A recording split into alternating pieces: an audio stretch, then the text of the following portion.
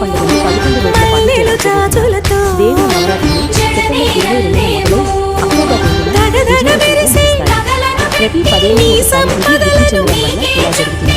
అందువల్ల విజయవాడ కనకదుర్గమ్మ ఈసారి 11 పవిత్రమైన అవతారాల్లో భక్తులకు దర్శనమిస్తారు. మొదటి రోజు శ్రీ బాలత్రిపురసుందరీ దేవి అలంకారం నుండి మొదలై చివరి రోజు విజయదశమి నాడు శ్రీ రాజరాజేశ్వరి దేవి అలంకారంతో పాటు ఈ సంవత్సరం ప్రత్యేకంగా అమ్మవారి కాత్యాయని దేవి అవతారంలో భక్తులను అనుగ్రహిస్తారు.